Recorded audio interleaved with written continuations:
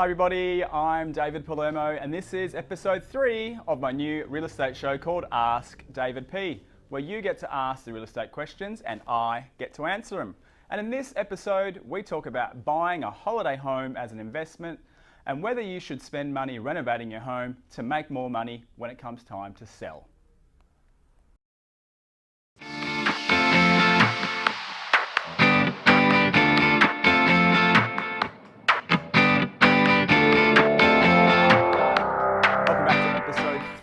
And if you've been watching the show, you'll notice there's been a little bit of time since episode 2, and that's because I've been out with the family on a few weeks holidays exploring the lovely coral coast of WA, heading up to the Ningaloo Reef of Coral Bay and Exmouth and touring through the north of Western Australia.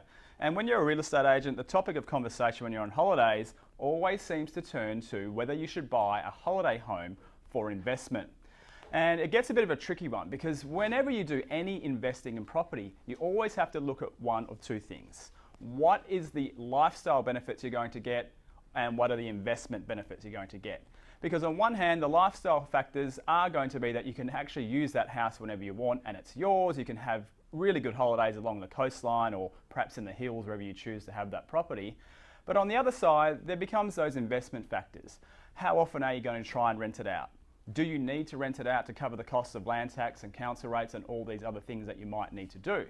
And if you do go down that path of trying to rent out your holiday home, what about all the maintenance issues, problems with tenants?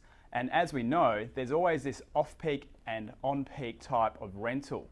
And the rental market really fluctuates quite significantly in coastal areas and holiday towns when you compare it against normal CBD areas. So if you're looking at going down the path of buying a holiday home as an investment, have a think about what benefits you're going to get from it and what's your exit strategy. How long do you actually think you're going to be able to use that particular home as your life changes throughout the years?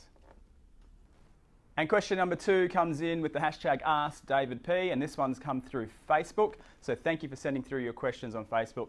And it talks about the issue of whether you should put money into renovating your home to make more money when it comes time to sell.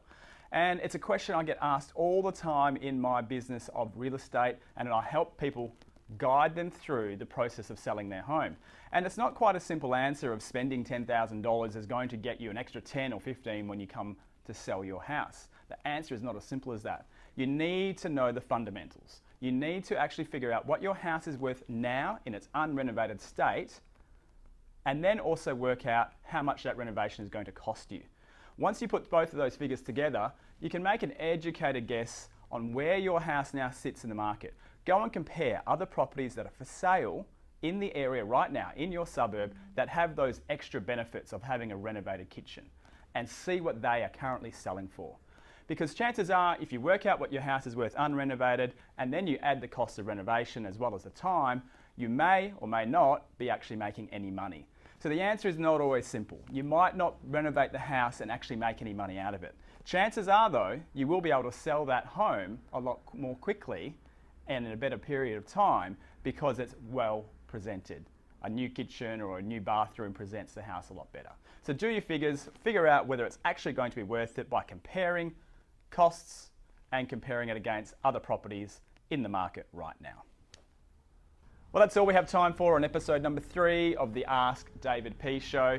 If you have a question, you can use the hashtag AskDavidP and send your questions through Twitter and Facebook. Just remember, if you've got a real estate question, I'm going to answer it. See you on the next episode.